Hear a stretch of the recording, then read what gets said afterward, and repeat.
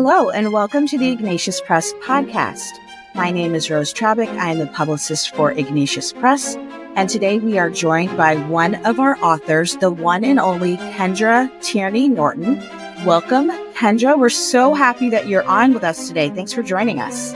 Thanks so much for having me. Great to get to talk to you again. Yes, it's been a hot minute since we last did an interview together. And boy, oh boy, have you had a lot going on in the past few years. Can you just give us like a little update about your life before we dive into the latest episode? Right, yeah. In the summer of 2022, my husband Jim passed away from after a 16-year battle with cancer. Surrounded by family at his home, so it was as happy and holy death as we could have hoped for.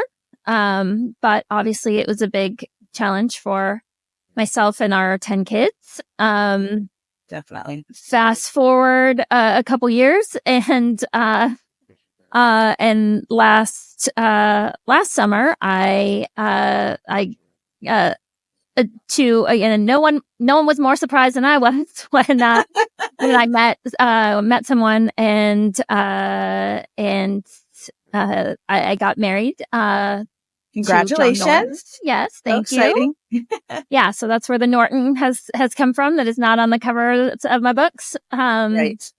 Yeah. So, got remarried, and I've got 10 kids. He's got 4. So we are figuring out family life together. And then on January 7th, my town caught fire. So right. And Kendra, you're someone who you've had a lot of things happen to you in your life. It has not been dull. That is for sure. So it's always kind of cool. I follow you on social media. And of course, like one day I woke up, I was like, oh gosh, Kendra is getting remarried. And of course, I was so happy for you and just an admiration of your now husband, John, and his bravery in re-entering into family life. What a cool story that is. So you want to learn more about that. You've got some fun stuff on your social media about your story.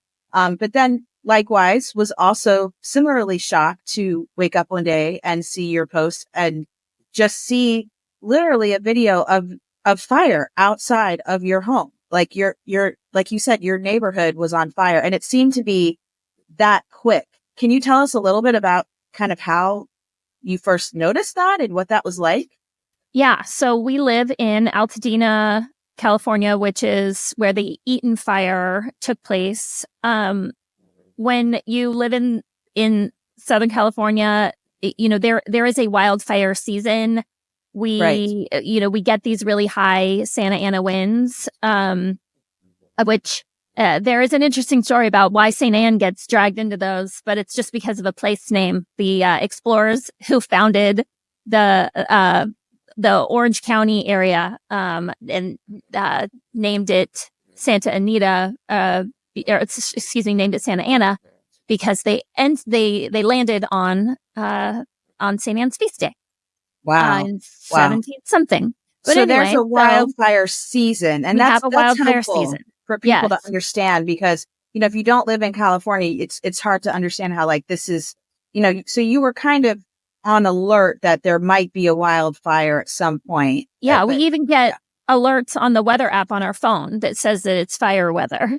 But wow, that's amazing. But having grown up, I was born and raised in Southern California, and so we expect this,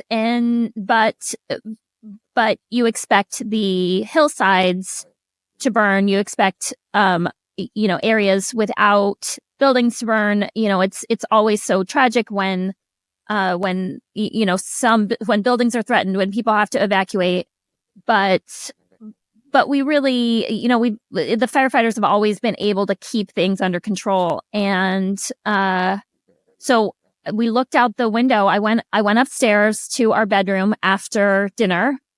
My husband, John, had the flu and was sick in bed and throwing up. Oh gosh. So I went to go check on him after dinner. Oh no. And I see out our window that the hillside is on fire and it looks really close. It was still probably, 4 miles away, but it really looked like it was just right there. I can imagine. We didn't get any sort of evacuation notice. Our phone didn't ring and we have a landline. We looked and it looked like we needed to leave. So he pretty quickly said we had 12 kids in the house, all 10 of mine and 2 of his. And so we told everybody, all right, pack an overnight bag, maybe 3 days, and find the irreplaceable things and grab them. We had our important paperwork in a portable little file cabinet, which I saw later, that a lot of people give that advice for exactly this situation. We just sort of happened to have it, and it was great because we weren't having to go through paperwork. We just picked up the whole thing and went and put it in the car. I have since seen the advice to just grab your dirty clothes bin. So, which would have been perfect because if your kids are anything like mine, they are just the dumbest packers. Yes. And they tend to wear the same 3 outfits that are probably in the dirty clothes bin. So, right. Yes. Yeah. So, next time, hopefully not, but next time I'm grabbing the dirty clothes bins because that would have been a good idea. But in any case, so we were able to get out of the house in about a half an hour. The kids grabbed, things that belonged to their late father, to Jim, his Marine Corps uniform, his sword, his, pictures of them as babies with him, and things like that felt important, and our relic, because which those we are see pretty irreplaceable behind you. So yes. I love what you grabbed. I mean, like, how cool is this? Like the Marine Corps uniform, a sword, and the relics. Of course, we are not forgetting. I mean, important things first, people. So this is definitely a whole like Catholic edition of what to do when you have a natural disaster and you need to flee your home. So that's right. Don't forget the relics. Yeah, and I have to give credit to my 17-year-old son for that. He came running out with the relics, and I was like, oh, should we leave them here? Are they going to like create a protective bubble around the house? He says, Mom, you said to get the irreplaceable stuff. So, it's like, this is not replaceable. Yeah. So, wow. So you flee your house. And I mean, watching this from social media was pretty like alarming because of course, you see what is going on in the news, and then you see someone that you kind of know, and feel an affinity for your family and all the good work you've done. And you're seeing it literally like the house. The hillside on fire, you guys are fleeing. And then, somehow your home was spared. And so what was that like to realize that your home was spared? What was going through your mind? It was a really odd feeling we drove down to my parents' house in San Diego, which is about 2 hours south of us. And everything there was just completely normal, blue skies, birds singing, we're sitting out by the pool in my parents' house in January because that's how you do it in San Diego. Mm-hmm. And in the meantime, John and my phones are both just blowing up with speculation and people in the community saying, this person's house burned down. This person's house burned down. We got a text that the hardware store in Altadena had burned down. Oh my God. And John and I are both like, there's no way the hardware store burned down. That's way farther from the mountains than we are. And, right. In fact, the hardware store had burned down. Everything was burning down. That's insane. And so Altadena is it's part of unincorporated LA County. And that's really sort of it's very much the mindset of the people who live there. That, you go out to Altadena to be in the mountains, and we have coyotes and we have bobcats, and people are allowed to have horses and chickens and even roosters. Wow. So it's, it doesn't look rural. It still looks like a neighborhood, but it just has that sort of feeling of independence and people who like this, old sort of quirky, eclectic community. with a lot of mom and pop businesses. And so it was hard sitting there so far away thinking about, like, we know the people who run the pizza place. We know the people who own the coffee shop and the little dress shop. And, just wondering what's happening to people's houses, what's happening to their businesses. And, this information, and which may or may not be true, is trickling in. But soon we did get a video from my producer, Leo Severino, who I think has a book with you guys too. And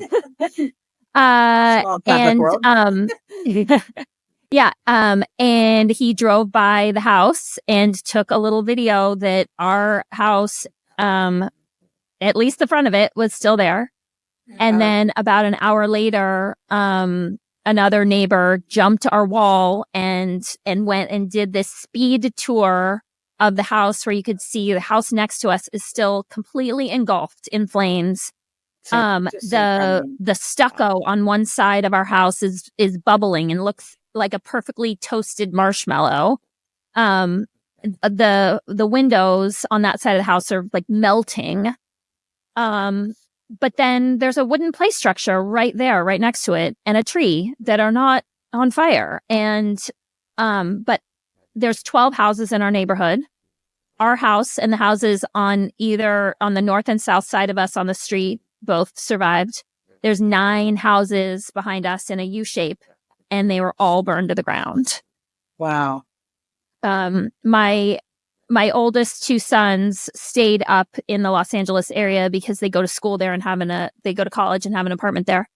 So they went as soon as they saw this video, and that the house was still burning there, and there was, no water pressure. The firefighters weren't there. They didn't have anything to fight fires with. And and the winds were so insane that even when they were, I don't know if you've seen the videos, even when they were able to have water with full pressure, the wind would just bend it away from fire. Wow. There was just really, they couldn't fly airplanes. There was just not a lot they could do. So Jack and Bob went to the house. They cut down the branches of the trees that were close to the still burning fire. They were able to siphon water out of our pool using a hose. You can't then spray anything with it, but they could fill up buckets and sort of throw buckets of water at this house. But really, everything just had to burn out pretty much. That's what I think is surprising driving around the neighborhoods, is that there are either houses that are completely burned, or there are houses that are not burned. And the same with businesses. There's nothing that's like partially burned because the firefighters put it out and saved half of it. It's because they really weren't able to save things. As soon as something started burning, that was it. Wow, what an experience to go through. And I saw the video on social media that your sons put up, and what was so striking to me about it were the dishes left on the table. That they showed, it was like you could see like the half-eaten food, like you guys were in the middle of a meal, and then, just suddenly see the fire, you leave the dishes. That was just such a powerful image to see that, what people kind of experience during these fires. And then, they come back and everything's gone. It's just hard to imagine. And thank God that your home was spared, but you still have tremendous damage to your property, and your house is going to need a lot of help. So, it's still an ordeal here going through that and coming back to that. And then, your attitude was inspiring, because it was like, oh, our house is fine. And you're like, well, it doesn't look that good.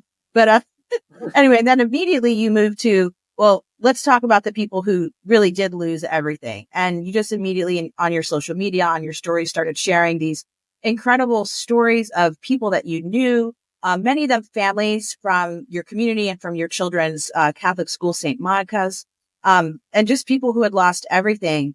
And there were some really inspiring stories coming out of these fires from these families. Can you share just a little bit, maybe just a couple of these, people, these families that that you're trying to help? Yeah, it is.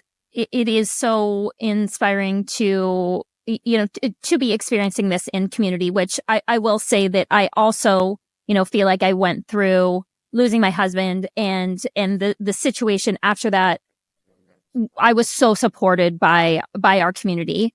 And then as, now facing, still, we're still not able to live in the home. We still don't have, electricity or water. And as you said, a lot of our, the little, exterior structures on our house burned down. The tennis court that we used for the Fiat conference and for the kids to play basketball on, and that all the surface is all scorched on that. And but yeah, we will be back in our home, and it's a little unsettling to be there just because everything you can see, as far as the eye can see behind our house, it's just rubble. Wow. So our entire exterior fence burned, so we just see it. We just see it all. Right. View. But the view that you don't want to see. So, and there's a really beautiful history, a Catholic history in the Altadena and Pasadena area, where we live. There's the oldest Catholic homeschool group in the country that's been running since the 70s. It might be the oldest homeschool group there is. I don't know anybody who's been continuously running since the 70s except us. And then pioneers for sure. And then St. Monica Academy, which is the independent Catholic school where my kids go. It's a small school. We've got 300 students, and a lot of them are big families. So not that many families, and 7 families, their houses burned to the ground. And at least that many are still displaced, still not able to live in their homes. And as much as I am so grateful that we have this, we found an Airbnb that would fit us. Our insurance is covering it. But, we still, we go back to the house to meet contractors and insurance people. It's still Christmas at my house, but it is not Christmas here.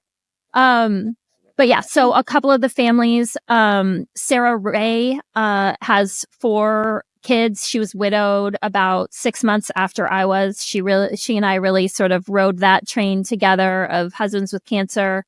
Wow. And her husband is buried in the same cemetery as mine, just a little down the way from Jim. And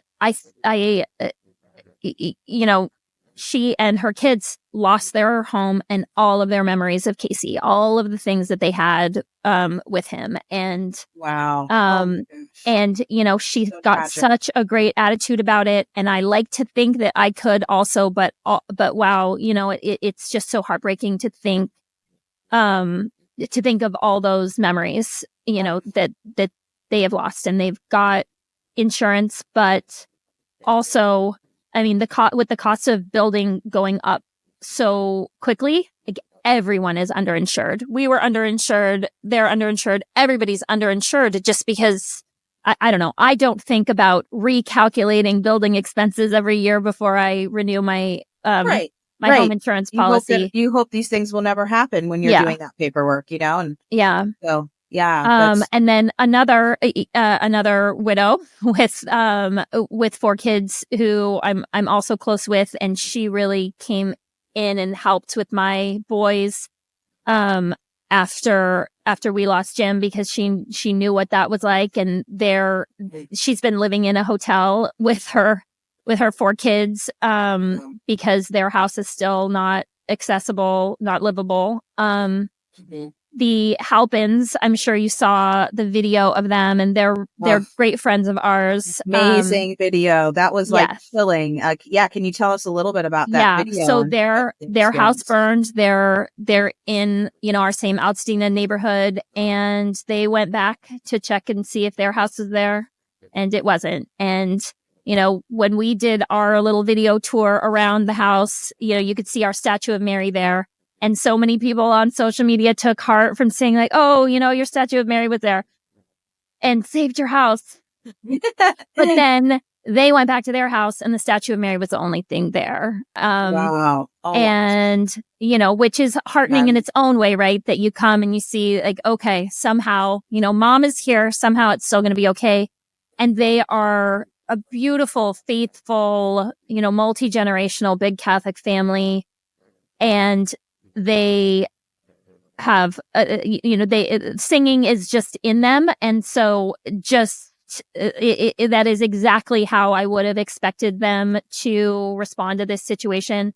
But they just stood there with their family members and sang, was it the Regina Celli they sang? And it's this a beautiful Marian hymn.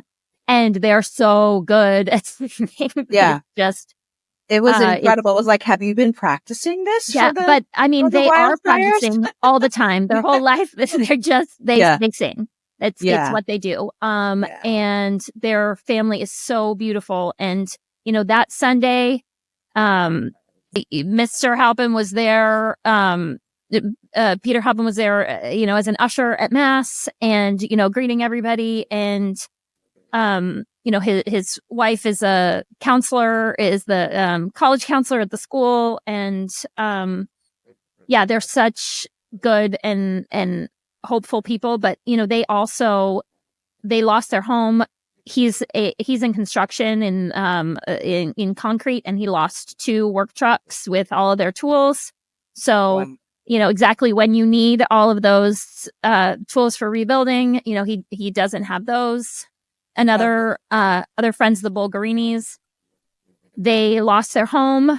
Elizabeth Bulgarini had lost her mother on Christmas Eve. Her mother's house also burned down, and they have they're Italian, and they have a restaurant called Bulgarini's that is this amazing local, homemade Italian, authentic Italian food. And it's their only source of income for their family, and they don't have access to their restaurant. Wow. So people are really, devastation, unbelievable, really. Yeah. It's hard to wrap your mind around how complete the devastation is, just how sweeping it is. So a lot of these stories, Kendra, you started sharing these people's stories in your social media, in your story highlights. Do you still have their GoFundMe's linked there? Yes. Yeah. It's yes, you can find them in a highlight on my Instagram or Facebook stories, but also you can just go to catholicallyear.com and we have a link. Annie Deddens from Pray More Novenas wrote us this beautiful, beautiful novena prayer. And I would be so grateful if people would pledge to do that, because I will say that, as I have gone through my husband's cancer treatments and losing him and, other challenging times in my life, I know that intercessory prayer is really what buoyed me, what allowed me to, to get up and make it through another day. Absolutely. And I know a lot of these families just still feel so overwhelmed. The amount of, uncertainty and paperwork and phone calls and, trying to reclaim, important, like birth certificates and marriage certificates, all this, there's just so much to do that, you just get that overwhelm. And I know when I felt that when other people were praying for me, it made a huge difference. Wow. So whether or not you can help financially, if people would pray that prayer with us 1 time or 9 times would be great. We also have a collection of beautiful items designed by designers that are friends of Catholic All Year. And all of the profits from those go directly to the families. And then, of course, if you're able to support the families' GoFundMe's, it's so important to them, to have access to some money now, because, we're going through this, that even if you have good insurance, it doesn't come through right away. And there's, when you have families, you have immediate expenses. Absolutely. So all of this, is part of actually a very organized relief effort that you've organized called Beauty from Ashes, a Los Angeles wildfire relief effort from Catholic All Year. As you said, it includes not only direct ways to donate to the families, but also a full, really beautiful line of merchandise. I love the wildflowers, the orange wildflowers, the t-shirts, the mugs that have that imprint on it. And there's a quote on there. I can't remember what it is. It's a quote from Our Lady of Champion, who I'm hoping, that coming out of this effort is this opportunity to tell people more about Our Lady of Champion, who is our American apparition of Our Lady in Wisconsin in the 1800s. And Our Lady of Champion was, they prayed for her intercession during the wildfires in the Peshtigo fire, which is still the most destructive wildfire that's ever been, that's ever happened in the country. It was right at the same time of the Great Chicago Fire, so people don't hear about it as much. But Adele Briss, who was the seer of the apparitions of Our Lady of Champion, gathered all of the townspeople into the chapel that they had built at the location of her apparition. And the wildfires, which had, it was such an enormous and fast-moving and destructive fire and killed a lot of people. And I mean, I just can't imagine how terrifying that would be. And they all ran into the chapel, and the fire stopped and didn't come it did not burn the chapel, and the people survived. So we thought she would be a great intercessor for us and a great opportunity for people to get to know Our Lady of Champion a little bit better. Well, I thought the merchandise was adorable. And, of course, I hope that people donate directly to the families. But I know for myself, like, I'm always looking, like, I have a couple of teenage daughters that always want T-shirts. There's birthdays and events come up that I buy people gifts for. And there's some really cute stuff there. So especially my favorite, which I am going to find a way to get them at some point very soon, is the coffee mug and the T-shirt with that saying on it and those little, orange wildflowers. Those are the California poppies, which are the state flower of California. And they also are used as a symbol of renewal and hope, of, rebirth and hope, because they last one day and but a new one comes up every morning. That is amazing. Yeah. Well, what a cool story. So, and 100% of the profits from that goes to the wildfire relief effort. Yeah. So straight to their personal fundraisers. Yeah. So if you have someone to shop for, I would definitely encourage you guys to check that out. We're going to drop the link in the show notes to that wildfire, that Beauty from Ashes. All the information about how to help the wildfire relief efforts will be in the show notes, and we'll also link to it on our social media channels. I will say, I'm so grateful for you for helping me get the word out, because, even though it's been over a month since the fires, again, everything is so slow, and that for a lot of the families, everything, they didn't even know where they were going to sleep. They were going from, couch to couch and didn't have a place where they could stay to get any new items. So people who have, people who are able to donate now, that's really helpful. And if people have, a lot of people lost cars, a lot of people lost their source of income, their jobs, their businesses. So if you, run a Catholic company, or a local business, and you have job opportunities, if you have a car that you want to get rid of, if you have a back house that you'd be willing to rent out to vetted, very good Catholic families, we have a form that you can fill out on the website to make offers like that. Like if your parish wants to adopt a family and help them rebuild a little bit, we have the opportunity to put you in touch with an actual family. Wow. Well, the networking that you've put in place is really, really awesome. And I will say it's such a small Catholic world, because the day of the fire, of course, emails were flying around in my Ignatius Press inbox. And it was incredible how many people from Ignatius Press, which is in San Francisco, also knew some of these people that you're talking about, like the Halpins, for example. And then a friend of mine who lives here all the way across the country in Ave Maria, Florida, she posted about St. Monica's, because she's from that area and she knew a lot of the families too. And, she's like, well, our school's a lot like St. Monica's. Like, this is, encouraging people kind of to adopt these, as like a sister school, help these families. So the Catholic world is small. And, it's great to be able to have your help in actually connecting us on the outside of this tragedy to people, that we can help. Like you said, that them, you vetted them, their needs are serious. And I think that I just want to quickly transition a little bit into Lent. because it sounds like you're going to have a real Lenten Lent in your family, as are the people in your area. Just a little bit, I wanted to talk about this idea of almsgiving during Lent. So maybe as an extra push for people to be inspired to help and donate to these relief efforts. So can you tell us a little bit about, like, we have the 3 pillars of Lent: prayer, fasting, and almsgiving. Like, what is almsgiving? How does that differ from just making a donation or tithing? And what can those of us who aren't in this situation do through almsgiving this Lent? Yeah, that's really great. I love that idea of, of tying those, these two things together.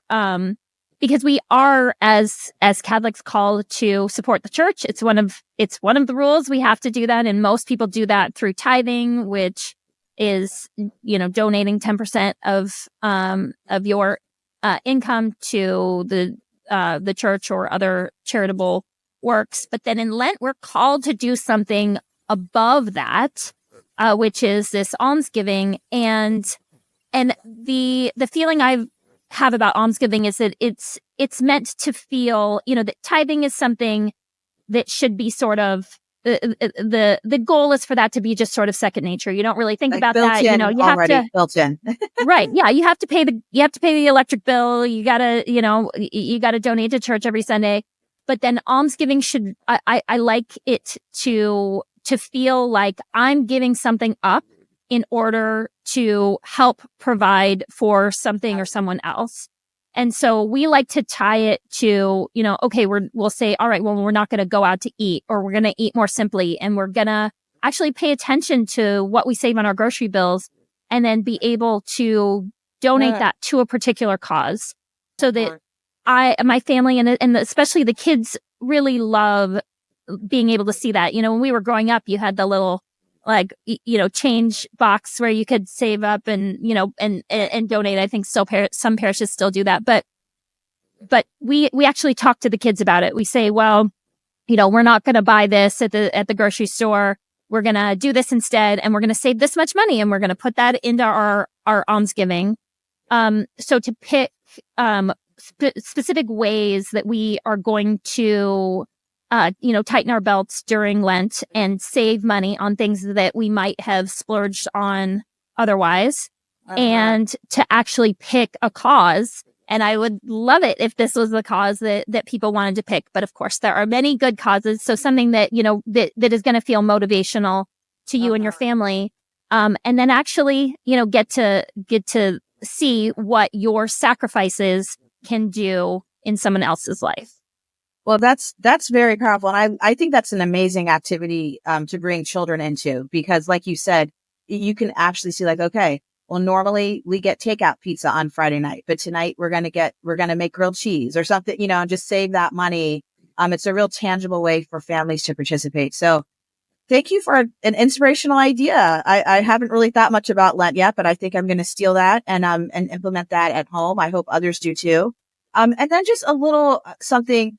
Just, one of the things, Kendra, I love about your first book, The Catholic All Year Compendium, is all the beautiful feast day activities and all the fun things. And I know, like, when my kids were younger, I put a lot of effort into, like, doing the feast days. And I think that's all wonderful. I still love, like, a good feast day party, like a good solid one. It's still great. But as I've gotten older, and I'm sure you've experienced this too, like, sometimes you don't have time to do all that stuff. And that's where I actually love your prayer companion book, because it's just the prayers. Like, if you don't have time to do all the activities, like, at least, like, here's all the prayers, just there's no planning involved with this. So I really appreciate that. But I'm just wondering if you also have any tips for people, like, maybe they can't even get to that. They're just in such a hard season.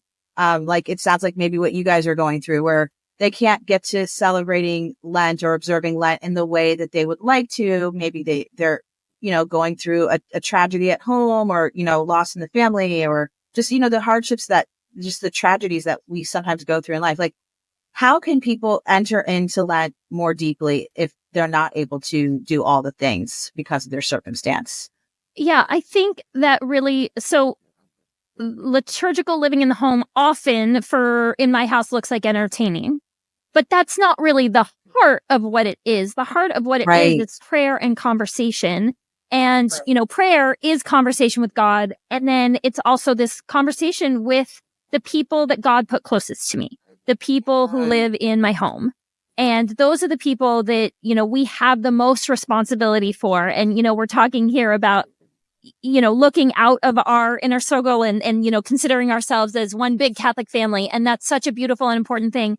But when push comes to shove, the people that I'm most responsible for are the ones sitting at my dinner table. Amen. And so true. when when there's not time for these, elaborate meals, when there's not time to invite everybody over, it's just not the season for that we really do still rely on dinner table conversation. And so if I could encourage parents to do any one thing, it would be to prioritize family dinners. No matter what you're going to have on the table, but because it allows you, even if we didn't do anything else, we can look at the calendar. That's also one of the things we brought. It's the wall calendar so that I would know what feast days, were happening, because that was disorienting when I got to mass on the Sunday after, the Sunday after the fires, after we'd evacuated and got back, and the priest had had the bucket with the holy water, and he's going around, and I was like, wait a minute, is it the baptism of the Lord? You're like, when did that happen? Right. And they don't usually catch me off guard. Yeah. But yeah, so that we can just, if it's nothing else, it's a conversation, and we talk about, why we have this feast day, and what, about the saint, and we, even if I didn't have time to make that meal, we can talk about what traditional meals are. And, even if you're having McDonald's, you can still talk about it, and do those prayers together. And then another thing I just wanted to add on is like just the importance of offering it up, like just remembering to actually offer it up, which when you're going through something, you can forget about because you're going through something hard. I mean, I remember one time, I had this situation where it was very minor, but like all my kids were throwing up and everyone was like really sick. And I was complaining to my mother-in-law about it, like via text message. I remember she texted me and she was like, "Are you remembering to offer it up? Just remember." And I was like, of course I'm remembering to offer it up. But then when I thought about it, I was like, actually, I haven't even thought of, to be frank. Like, so, but it was a good reminder, like, even though it was a little bit like, oh, okay. But like, actually like, oh, I need to be like, if I can just barely do anything just to remember to offer it up, that good old fashioned Catholic advice you get. And I think it does help, give some meaning, right? Yeah, it absolutely helps. And yeah, don't waste that suffering. Offer it up, unite your suffering to Jesus's suffering. And I like to just say a morning offering in the morning, because that I am saying that I offer thee my prayers, Lord, joys and sufferings of this day. I'll remember the rest. If you do one prayer a day, that's the rock solid one to have. Yeah. That's for sure. Yeah. Yes. But I look at these families who have suffered, and I look at my kids, and I have spent this time, we really try to focus on how really we are taken care of. We have places to live, we have food on the table, but it is disorienting and challenging. But I look at my kids and I look at these families, and I just see that our Catholic faith really gives us this eternal perspective. It makes it easier to avoid, getting bogged down in the miry clay. Because we know that somehow this all works out. And even when you can't see how that's going to happen, just to have that faith that God is good. And we were driving through these neighborhoods where, some houses burned and some houses didn't. And my kids say, I wonder why. And all that's we can say a reasonable question. We don't know. And all I can do is trust that God knows, and that for whatever reason, God knew that it would be in somebody's, that it would be for their good in the long term to go through whatever they are facing right now. And to just pray that we can all face our challenges with that open heart and that trust, and being willing to rely on the help of other people. which that can be hard in our society now too. You know, we're told to look after yourself. And so, you know, for these families to be open to charity, and for outside, you know, for those watching from outside to be open to sharing, like it's a good exercise for everybody. Absolutely. Well, Kendra, we're just so grateful for your time today, that you came on and sharing these really like your own story and the story of your neighbors. We're so inspired. I hope everyone's inspired to go to CatholicAllYear.com and contribute in some way to the relief effort. And also, if you're interested in learning more about Kendra's liturgical living that she has, her amazing books available at Ignatius.com are called The Catholic All Year Compendium and The Catholic All Year Prayer Companion. So we hope you check those out too. But most of all, most importantly, to go to CatholicAllYear.com and contribute in some way to the relief effort. So thank you, Kendra. We really appreciate it. And we hope that we'll have you back on again soon. Yeah, I hope so. Thank you so much.